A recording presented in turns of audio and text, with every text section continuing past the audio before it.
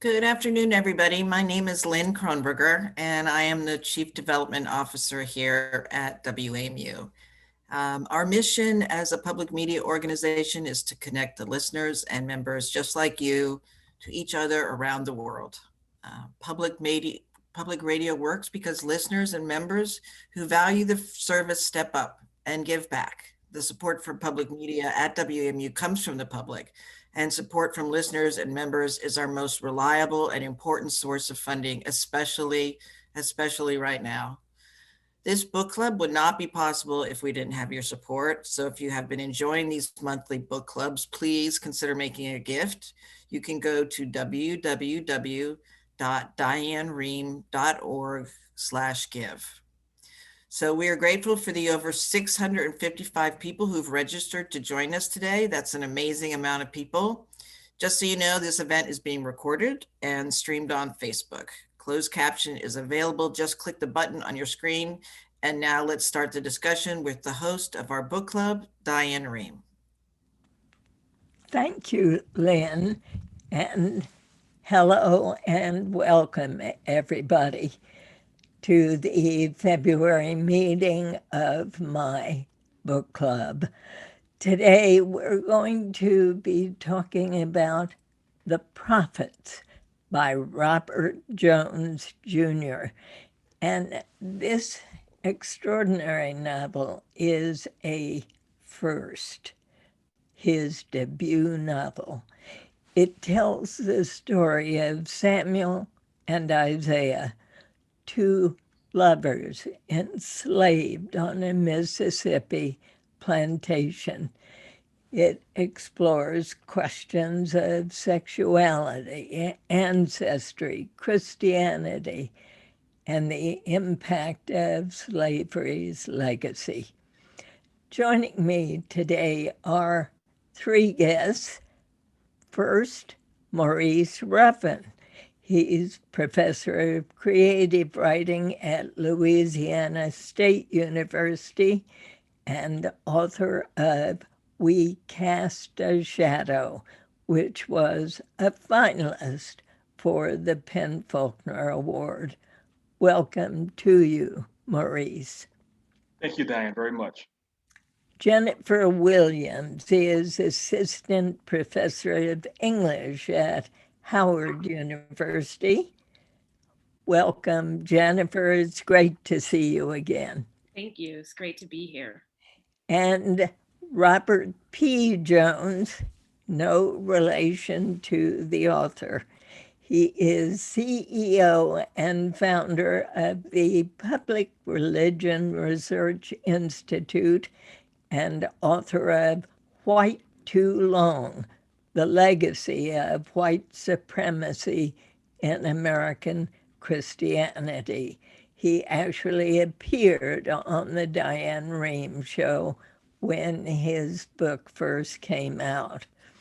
And as always, we'll be taking your questions throughout the hour. You can put them in the Q&A box at the bottom of your screen. We also have some questions from listeners who've sent them in early, and I promise you we'll try to get to as many of those questions as we can. Maurice, may I start with you and ask you to read from the very first few pages of the book? My pleasure, Diane. Thanks. This is from the opening chapter called Judges. You do not know us yet. You do not understand yet. We who are from the dark, speaking in the seven voices, because seven is the only divine number, because that is who we are and who we have always been. And this is law. By the end, you will know, and you will ask, why did we not tell you sooner? Do you think you are the first to have asked that question? You are not. There is, however, an answer. There is always an answer, but you have not yet earned it. You do not know who you are. How could you possibly reckon with who we are?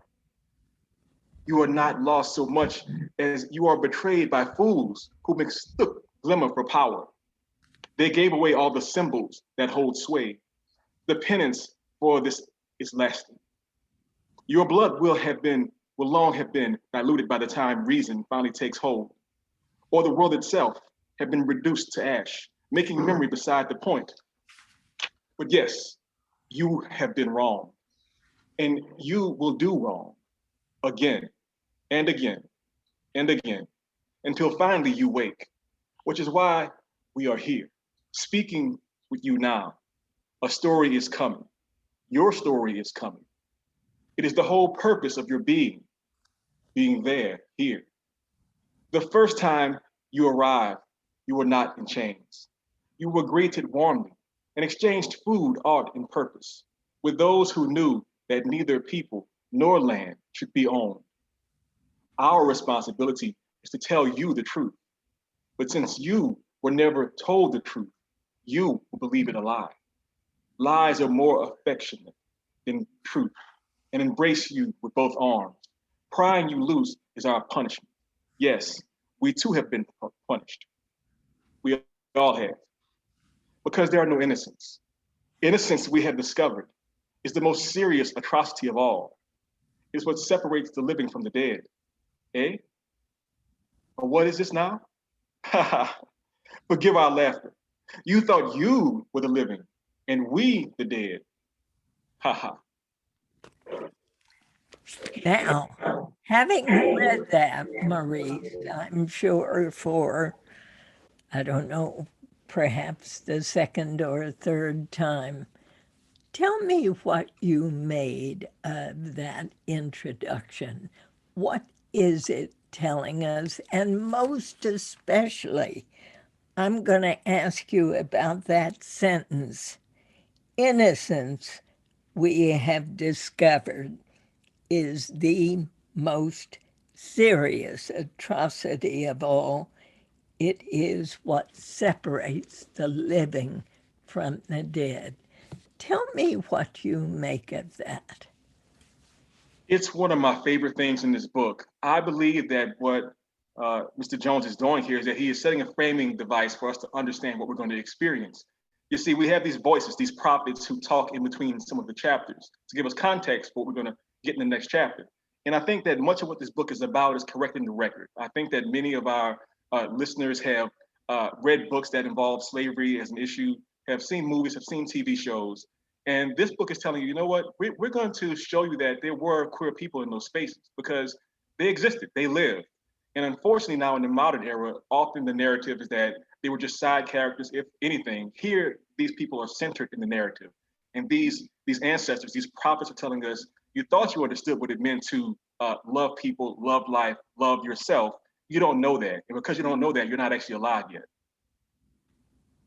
Jennifer, what about you? What was your reaction to that opening and to the book as a whole? Yes, thank you. I thought it was haunting, and I think the opening is indicative of the hauntingness, and not in a scary way, but in the sense that I really agree with Maurice about the incompleteness of the archive of slavery and how we need to tune in to those voices that, come from unexpected places like the shadows and like in the natural environment.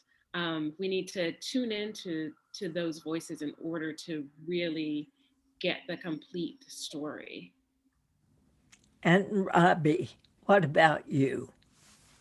Yeah, I would pick up on both of these themes, like about it correcting the record and being sort of haunting.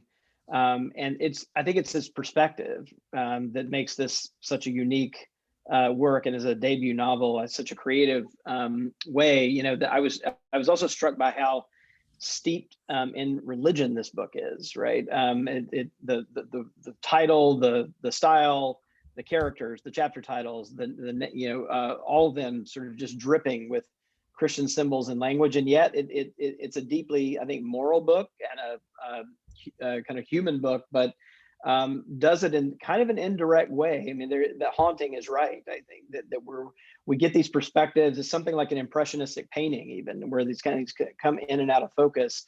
But the one thing that I think I'll sort of say to tee it up here was, I think in all that religiosity, I think it's an important, challenging book for the gaze that it casts toward white Christianity, and in particular, white Christianity has historically sat in judgment, not only over Black bodies but over queer ones. And this novel flips that around and asks us, what do we see, particularly of white Christianity, when we see it through the lens of characters like Isaiah and Samuel? And I think that's a really important contribution here. I think it reflects also Robert Jones Jr.'s connection to James Baldwin, who often saw his work as bearing witness to the truth, right? To another kind of reality that's often been hidden or pushed under the surface. The author, Robert Jones Jr., said that Baldwin was the first writer, Black writer, who spoke about gay men, gayness at all. I have to tell you my reaction to the book. I found it so intense and at times so cruel in its presentation, in its manifestation of cruelty on the part of whites toward Blacks, and at times Blacks to other Blacks, but mostly whites toward Blacks. It was hard reading. Do you agree with that, Maurice? I 100% agree with that, and I think we should have some context for who Robert Jones Jr. is as a persona and an author. So he's son of Baldwin. People who are online may have known about him for some years now, and that's an account that has many, tens of thousands or hundreds of thousands of followers, and there's so much truth that comes from those accounts that is just not sugarcoated. He's going to give you the actual history, and to Robbie's point, I totally agree that he does fantastic work with giving us context for how white Christianity in particular has affected Black people in our bodies and queer people in queer people's bodies. And the cruelty that Diane talks about is on display because you have people who want to do the right thing, but are influenced by others who want to do the wrong thing. So for example, there's a character named Sarah who understands that there's more than just two genders. But Amos, who is one of the other characters, goes to the plantation owner and tries to find a way to protect himself and his woman. And his lesson is, well, let's use Christianity to put these two young men in their place. And you see it even in the tribal scenes when Brother Gabriel shows up, and it's kind of like, well, I'm from the West, and the West says this is how you have to treat gender and sexuality. And in every single situation, these supposedly, good and pure ideas cause pain to everybody on both sides of the issue. And it's so fascinating, Jennifer, because for the most part, the slaves, those who are working on that plantation, prior to Amos bringing in the notion of Christianity, they accept Samuel and Isaiah. They have no problem with it. They see them as loving human beings and demonstrating love for the entire plantation. Right. Samuel and Isaiah are just a sort of integral part of the community. And it's interesting just to pick up on what Robbie and Maurice said about Christianity serving as the framework for the novel. I mean, with the titles and the names of characters. And at the same time, it's an object of critique. And so it's not an embrace of Christianity, or Christianity doesn't get off in any kind of innocent way in this novel. It's so much so the subject of critique, and yet there's something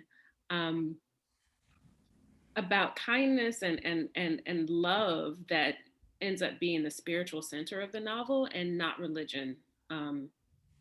So that is in the spirit of Baldwin as well, to like, Here's a comment from one of our listeners who says, "What a compelling book.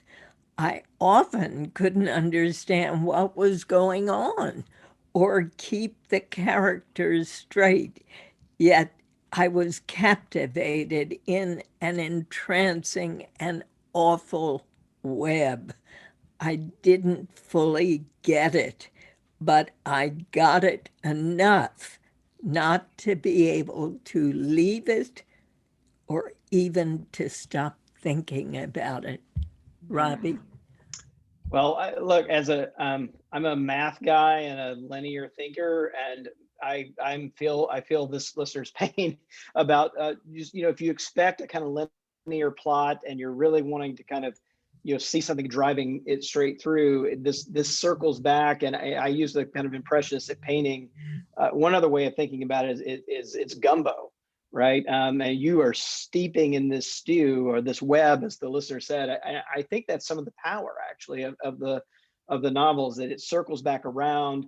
And I think that's the thing that stays with you, coming out of it, is a kind of deeply moving impression, and a perspective that I think stays with you longer than a kind of linear plot would. The one thing I'd hold up, and we mentioned Isaiah, I do think that character, and particularly the passage where, sorry, not Isaiah, Amos, where he is going to Paul, right, the plantation owner, and saying he wants to be a Christian minister. And the complexity of that passage, I think, is so notable, right? On the one hand, he's trying to protect a woman that he loves from being raped, right, by the plantation owner, and thinks that this is a move, that will help that. On the other hand, he's going to sacrifice Isaiah and Samuel at the same time, right? And I think the thing that comes through, though, is that even in this passage, like where white Christianity enters the frame, it's as a tool, right? It's a utilitarian object, right, that gets used in the world for certain things, right? And as Jennifer said, it's not, if you ask where love is, where humanity is, it's not to be found, right, in the hands of white Christianity in this novel. When white Christianity shows up, even in a complex passage like that around Amos, it's a tool to get at something else, right? To shield oneself from violence, or even to inflict violence. What about Paul, the plantation owner? What did you think about him, Jennifer? I don't think he diverged from very many images of white plantation owners. I mean,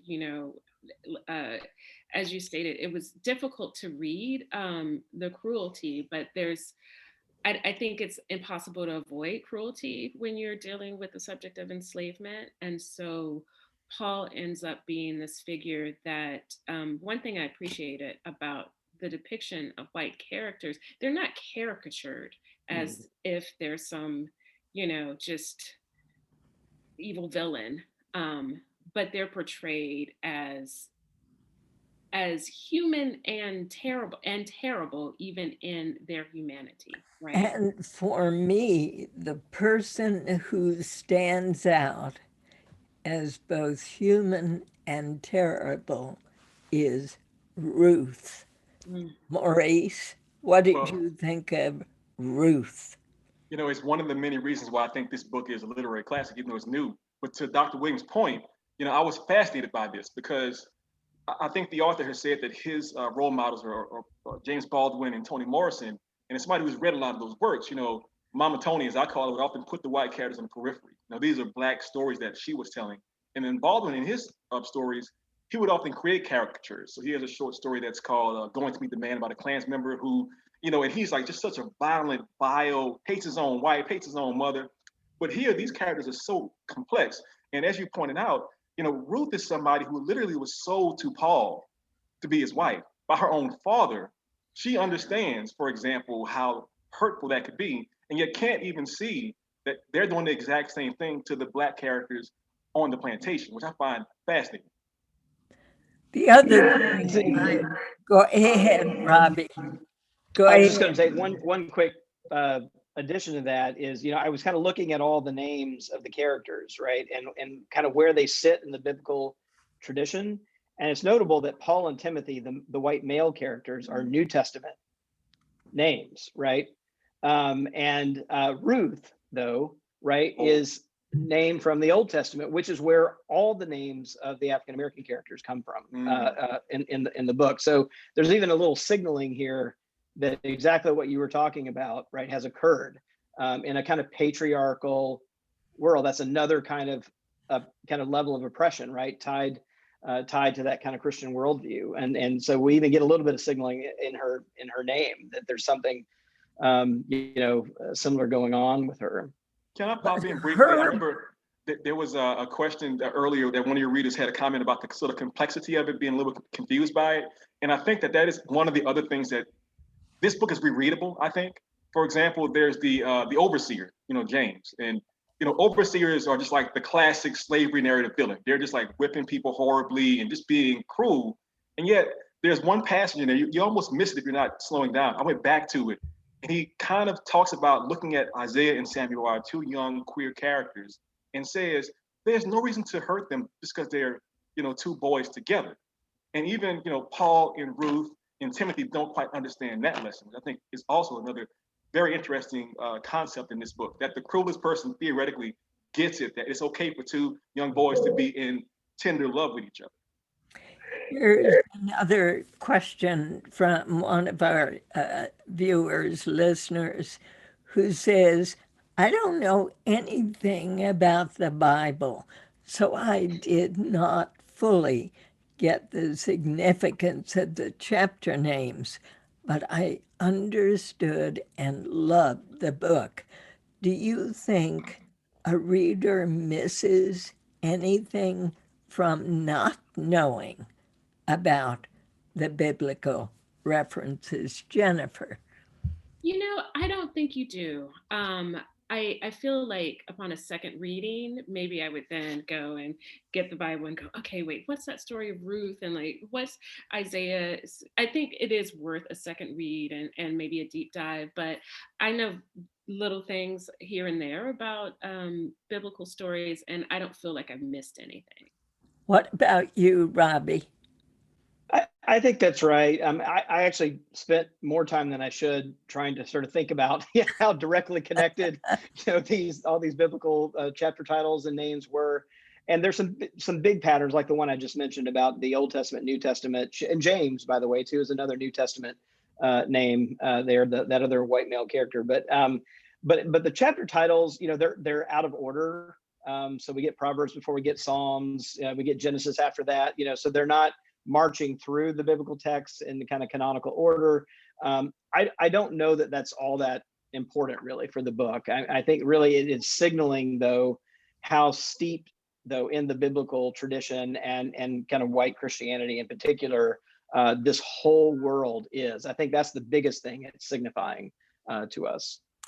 I must say, this playing with time, what about that, Jennifer? How did you see that helping us understand what was happening in that era?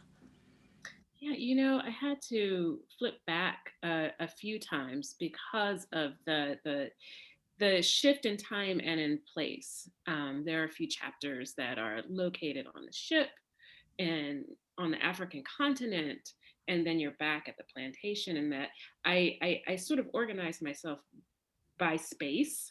And so I think that kept me situated in the story in an easier way. But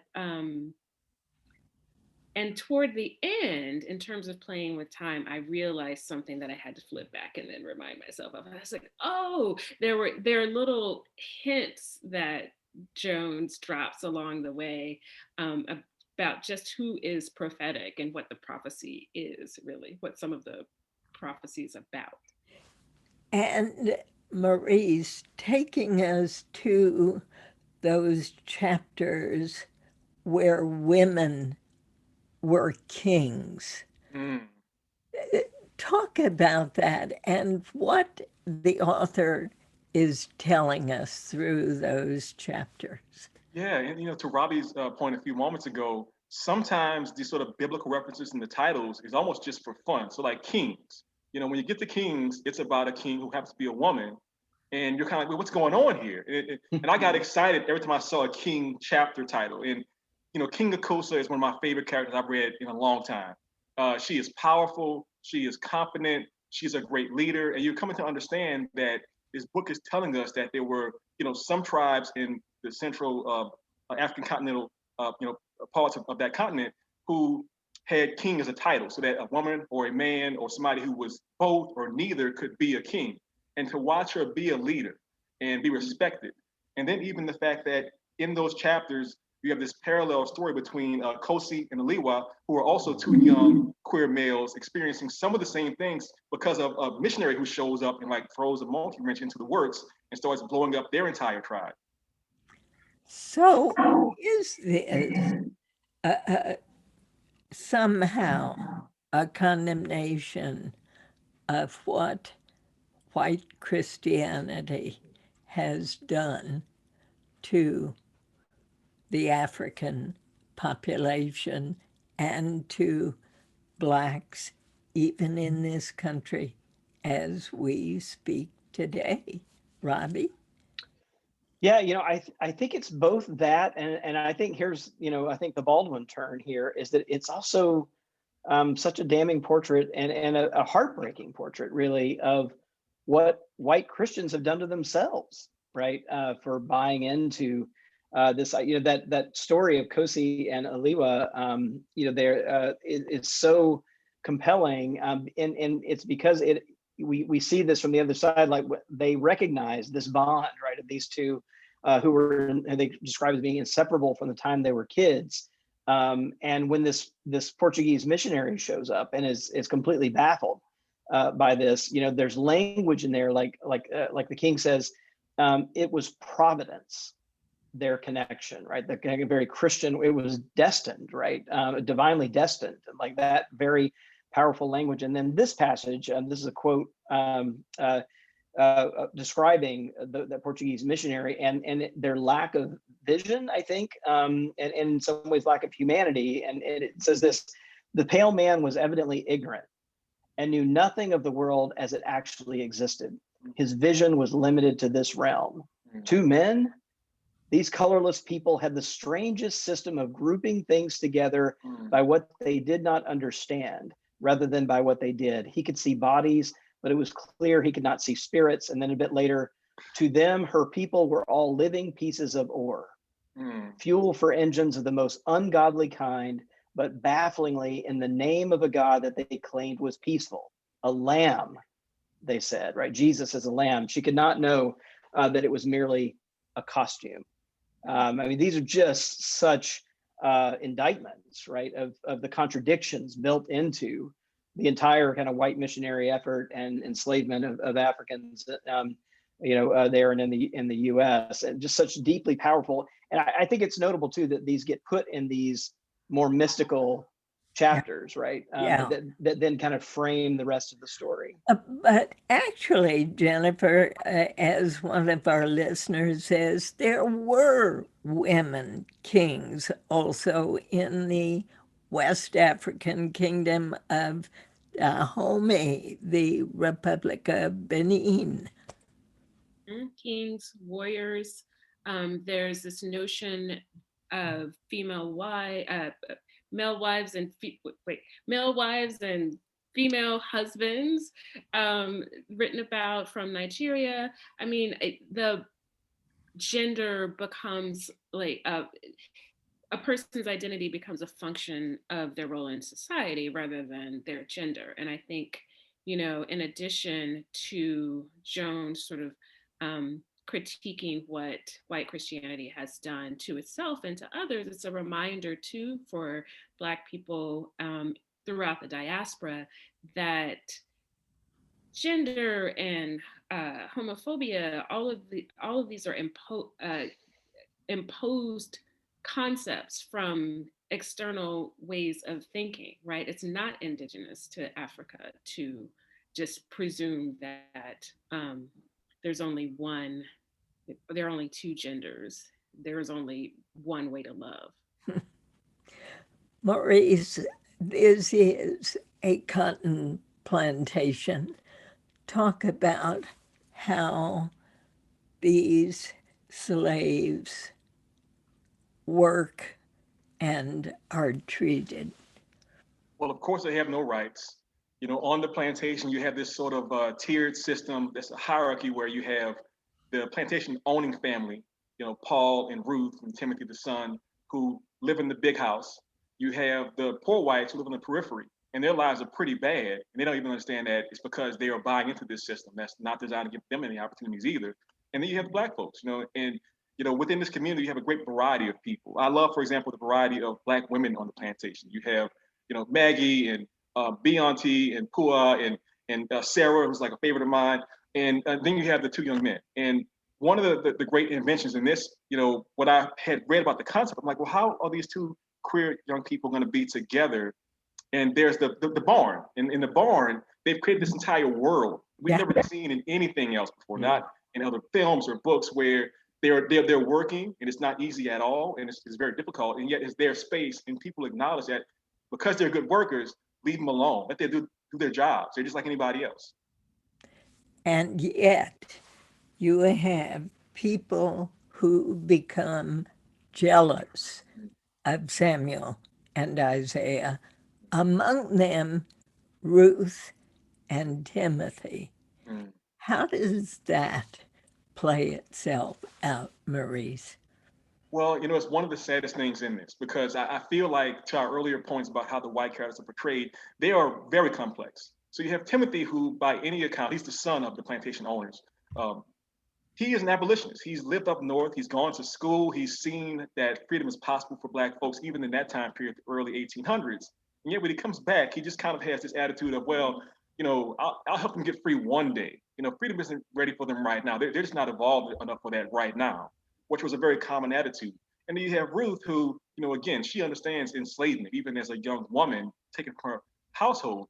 And so they look at this sort of beautiful tenderness between Samuel and Isaiah, and there's a jealousy there because they don't understand why they're so free in this situation. And it's because Samuel and Isaiah understand themselves, and they don't fear loving each other. And there's just so much just pure tenderness within their relationship, even though Samuel's a hothead and Isaiah's like more sort of like petty. And it's just fun to watch that dynamic play out between these two characters.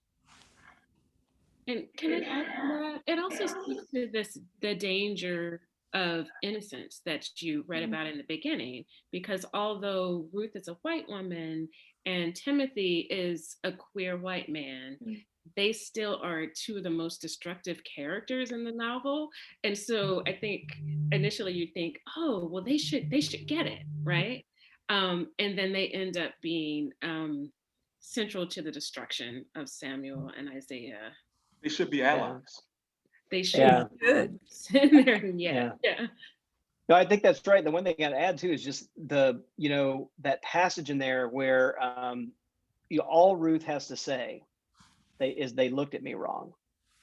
Right. And the power of just an offhand comment like that by her, right? And the power of Timothy, right, to kind of disrupt and violate this relationship between Isaiah and Samuel by holding out the promise that I'll free you one day, right? Again, as even abolitionism is a tool to get short-term pleasure, right? By holding out this long-term benefit. And so, yeah, you're right. And so even, a kind of closeted queer white man and a woman who are both kind of oppressed, right? In this kind of patriarchal system, even they, have such terrible power, right? Because of the way this thing is set up.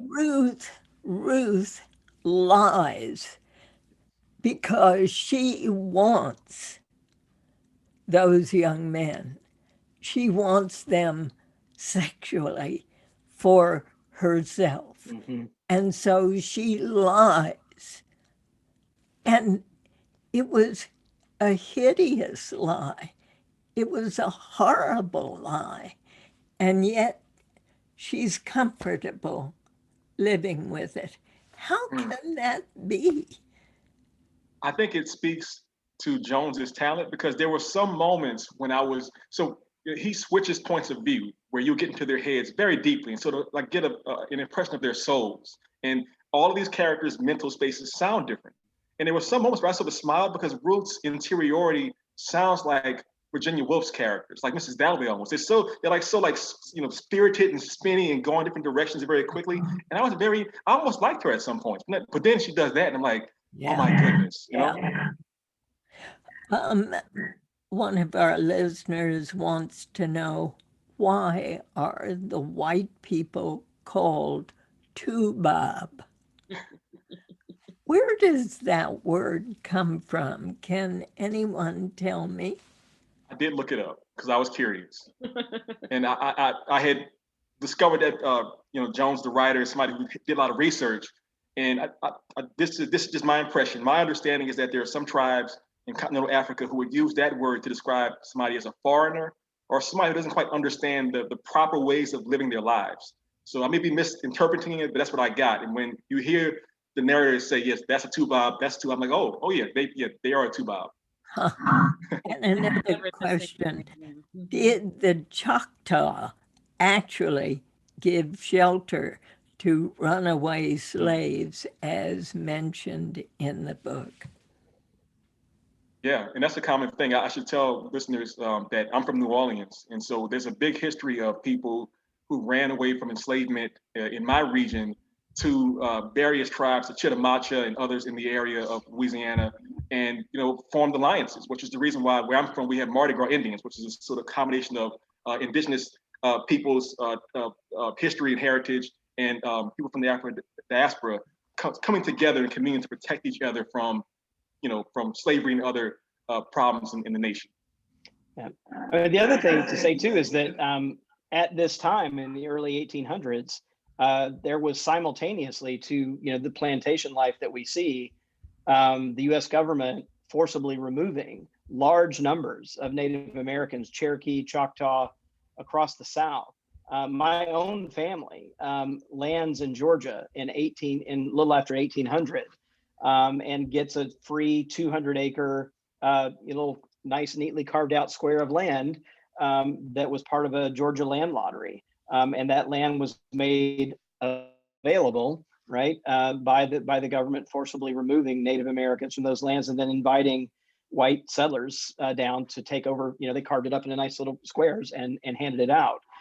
So we've got kind of this all happening at the same time, right? We still have remnants of those communities, but those communities are very much under duress to make more room for those who could claim to be white.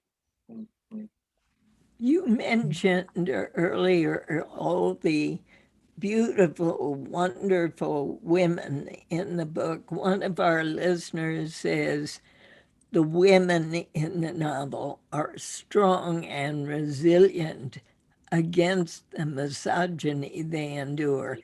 Is there, Jennifer, a feminist subtext to the book? I really think there is. The women drew me more than any of the characters as well, especially Maggie. I'm kind of a sucker for a conjure woman anyway. And I think Jones was intentionally trying to offset the patriarchy and the violence that defines slavery and plantation life by recentering focus and emphasis on these women. And then also showing them as something other than victims of the sexual violence, but also people who can start a rebellion, even those quiet rebellions, like putting things in food, or deciding not to carry children to term. So I love that he uplifted the women characters in that way. They're such wonderful characters. I really enjoy them so much. And I want to point out also, like, you have in our American society this sort of endearment for Gone with the Wind, for example, which is still to this day, I think, the most profitable film in history, adjusted for inflation. And part of that narrative is this idea of Mamie, who is like, this sort of loyal enslaved person who has no inner life, no family for herself, no other perspective.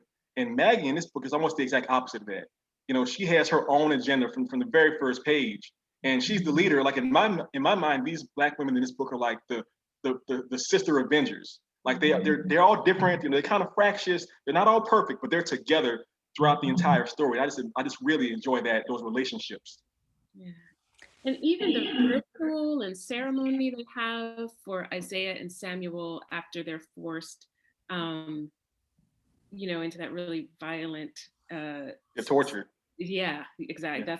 That's the only way to put it. After they are tortured, for the women to gather and to take them through a healing ritual. I thought that was one of the most beautiful moments in that novel. There's another element to the women that I'm interested in, and maybe that speaks to women even today. Were they more drawn in to Amos's profession of Christianity and his attempt to bring them to Christianity? Were the women more drawn in to that than the men, Robbie? I don't know. It's interesting. I felt like those events were kind of, we were looking at them from afar. I feel like in the book, like they were kind of off in the distance. They would get a kind of terse description of what was going on. You kind of knew that he was holding these services, and that part of these services were about preaching against, same gender loving relationships and kind of isolating Isaiah and Samuel. But I don't think I got the sense that the women were more willing to do that. And in fact, you see the women being more allies, I think, later in the book for Isaiah and Samuel as well, and being willing to cross that line, I think, at the end of the book. What about the violence that begins to come toward the end of the book? Maurice, were you prepared for that? Ooh, I suppose that I was shocked but not surprised.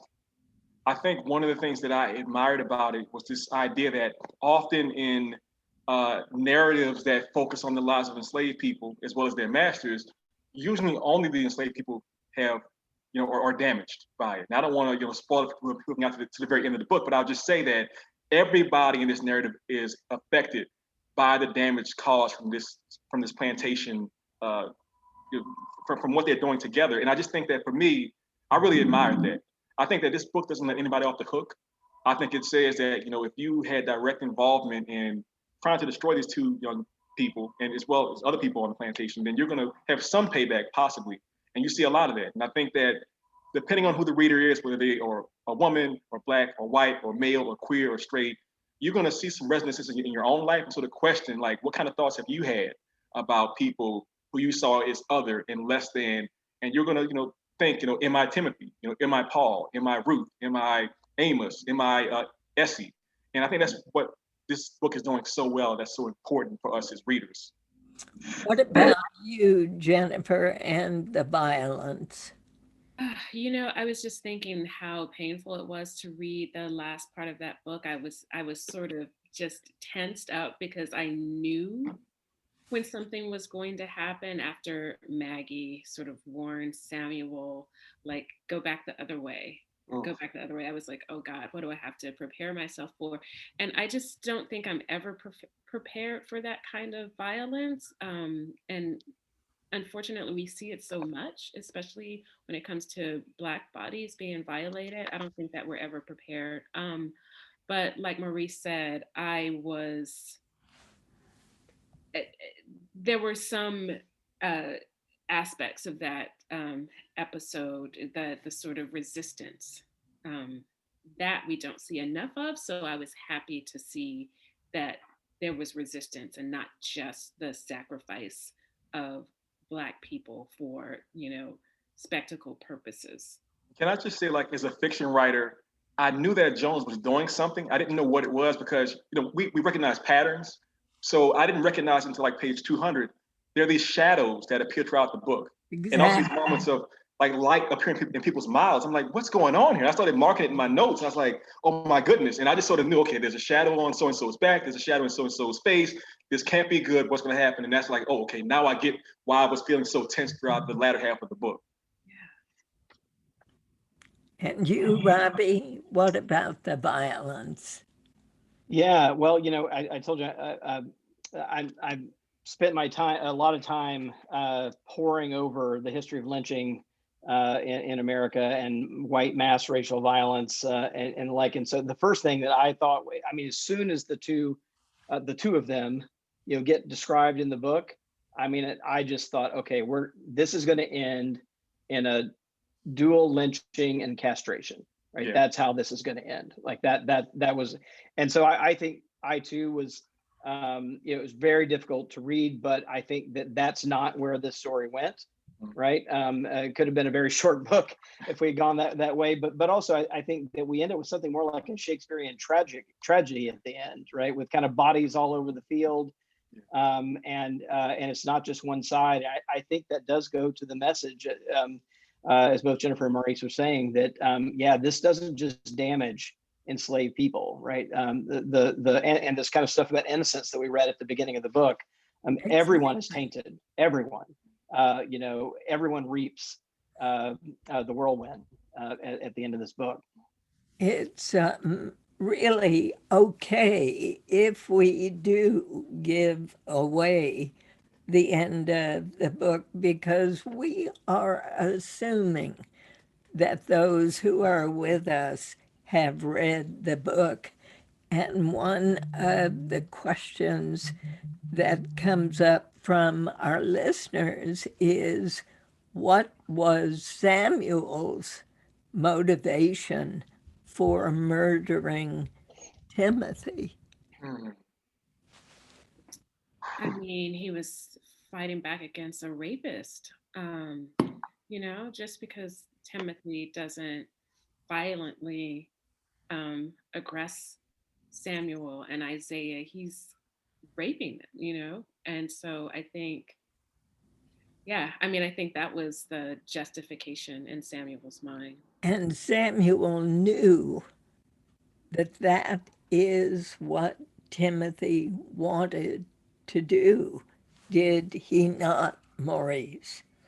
Oh, absolutely. I think that for me, Samuel and Isaiah are such interesting characters. Like, just to put it in sort of a brute way, there's this conversation in marginalized communities that often is between leadership, where there's like a Dr. King who says, let's all sort of come together nonviolently and try and solve some problems. That's kind of Isaiah's point of view. Then there's Samuel, who's more like a Huey Newton or Fred Hampton or Malcolm X, who's like, we got to fight, get our guns, get our knives, go out there. And so we kind of see like Isaiah's, point of view ruling the roost for most of the book. But there's a point at which Samuel can't be contained anymore. He's kind of like, you know what? No, Timothy is treating Isaiah as a prop, like a literal prop to paint. And it's a sexual toy as well, to be abused. And when Samuel sees himself in that same spot, he's like, no, I can't let this happen. And so although he understands that there's going to be some blowback from that, he says, what's the point of being alive if you're going to be abused throughout your entire life? You must have some sense of selfhood, some sense of personal pride. Otherwise, you've lost yourself. Yeah, I think the other powerful thing here is that that Isaiah and Samuel's relationship is held up as sacred, right, in the text. And that passage where the king is describing to the Portuguese missionary, she says this kind of something stuck with me. She says, like, she's kind of in disbelief and says, like, do you not see the bond between these two? You will humble yourself before it, right? So it's something like self-evident and sacred, right? And so I think that's the thing. It's not just that. It's awful enough that Timothy would rape and abuse one other human being, right? But it's also about violating something that's sacred, right, between them. And I think that piece, I think, was so powerful in explaining, I think, why also Samuel took the actions that he did. It was in defense of something sacred at the end of the day. Absolutely. Here's another question from a listener who says, I was taken by Isaiah's loving kindness toward the light-skinned baby Solomon, even when Essie seemed so rejecting of him. What a complex love that must be. Well, that light-skinned baby was the product of Paul, the plantation owner, raping one of the slaves. So, and that baby looked exactly like Paul, and Ruth, Paul's wife, knew it, absolutely knew it. And somehow her taking advantage of Isaiah was her revenge. Yeah, everybody knows the baby Solomon is a product of rape. And I think that, it's probably easier for Isaiah to love it and care. I mean, Essie even thinks maybe I should just leave this baby here under his care because he can be distanced from it and just care for Solomon as a child. For Essie, it's just a reminder of her trauma. It's the one place in the book where I think there is a direct line between the name and the biblical story is in Solomon. Like it draws in, right, the story. And one of the reasons why Solomon was in the biblical text was said to be wise is because these two women brought a baby to him, both claiming to be its mother. And what he says in the text is he says, okay, I've got a solution. Let's cut the baby in half and you can each have half the baby. And of course, the real mother in the story says, no, let's don't kill the baby. She can have it. And then Solomon says, that's the mother, right? The one willing to give it up. And so when she names it Solomon, right, it is this, let's literally kill the child, right? Like let's cut the baby in half is the kind of deep resonance there. But I also thought this was very complex too, because there was that kind of love, but there was also a very pragmatic response on the part of Amos. He said, we can't do that and keep you safe, right? So even there, it was power kind of channeling and restricting like what their real options were. They knew that if they killed the baby, Paul would be onto it, right? And that they would suffer the consequences. Of course. Yeah. A number of people want to know what happens to Isaiah and Pua at the end, Maurice. Well, since people have read the book, my personal interpretation of it, so I think as readers, there's the ending that you want, and then there's the ending that you get. And the ending that I wanted was, this is going to be Isaiah who's going to escape. I know Samuel doesn't make it because he is being lynched and burned, and Maggie takes her revenge on that. Pua, it's unclear to me. The ending that we get is that Isaiah's on the run, and he might possibly make it. But I interpret that ending sequence as him being caught by perhaps the overseer's henchmen, and that vision he has of, I think it's Pua, who he sort of sees a vision of, and that sort of hand grabbing his foot, that is somehow related to the women who are doing their conjure circle, the 7 people in their circle, and he's sort of feeling that, but he's not alive, as we saw in the first chapter. He's not alive in our sense now, but he's alive in the sense that he's now free, whatever that means for us. Oh, that's wonderful. That's not the interpretation I had. What about you, Jennifer? That's not the interpretation I had either. That's what's so interesting about it. Maybe it was my desire for Isaiah to make it, because I read it as, sort of Samuel and the other people sort of guiding Isaiah away. Through the river. Yeah. The river. So I read it as him sort of making it. I think Jones wrote it very complexly, but I'll just point out, like we saw Samuel get, brought up, and it's like, oh my goodness. Yeah. So we know Samuel is not alive at the end. Right. But I thought, his spirit appeared to help Isaiah get out of his misery and to move on. And what about Pua, Jennifer? I don't know what happens to Pua. I think there's a possibility that she makes it, maybe. What about you, Robbie? I think I'm with Jennifer on Pua. I just don't know, right? And you're just left. I'm not quite knowing. But I think I may be with Maurice on Isaiah here, that it does seem like things are closing in. But there is this sense of, I think always the crossing of the river means something, though, right? I think that's worth paying attention to. And if we're thinking about all these Christian symbols, we think about baptism, right? We're again, baptism and leaving an old life and coming into a new life. So I think there's that powerful symbol as well of kind of coming through the waters, as he's escaping, that I think is meant to be meaningful, right? So whether he makes it himself or not, I think that it's right that there is a leaving of that old life, behind, that I think is important.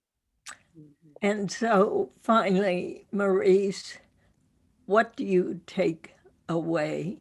What's the most important element you take away from this book? This is a book about love, and it's not just love in the text. I think that one of the best things that creative people can do is create a text that makes space for people in their lives. I think that there are many young people who needed this book this year, and frankly could have used it 50 years ago or 100 years ago. And so I think that what Jones has done is create a text that gives them a place to sit and ruminate, understand themselves, their own bodies, their own relationships, and their own loves. And to me, that is something that's going to last for a very long time from this text. And you, Jennifer? Absolutely agree about love as the element of it, and also the fact that the stories about the past can help us re-envision the future that we want. And for you, Robbie? Yeah, I think the thing Maurice said about making room for others, and making space is an important piece of this. And I'll say this, speaking as someone who I grew up in Jackson, Mississippi, for the most part, about 30 miles from where this book takes place, outside of Vicksburg. And I'll say for anyone who's white and Christian reading this book, it is a really challenging read, but I think it's a way that white Christians can sort of hold up a mirror to our own history in a way that I hope will make some room, right, for places where white Christianity has just deeply missed it. And I do think this book really bears witness to something sacred, right? And that rethinking that, I think, is a lot of what Jones has been up to here, and it's a gift. Well, I think it is a gift to all of us, and I think all of us would strongly recommend that you read it. I want to thank you all so much for being here today. Maurice Ruffin, Jennifer Williams, Robert P. Jones, you were just wonderful. Thank you so much. Thank you, Diane. Yeah, thank you. And to our viewers, before you go, please take just a minute to fill out a short survey about this event. It'll pop up on the screen. And if you would consider donating to WAMU, your financial support is what makes it possible for us to bring you events like this one. You can go to dianerehm.org/give. I'm very excited to tell you about our next book club meeting on Wednesday, March 24th. A panel and I will discuss Isabelle Allende's 2020 novel, A Long Petal of the Sea. Then, in a special second hour, Isabelle Allende herself will be with me. We'll talk about her long writing career and her new book, The Soul of a Woman, an exploration of how feminism has influenced her life and her work. Stay tuned to your email for more details. Thanks for listening and watching and being with us, and I'll see you soon.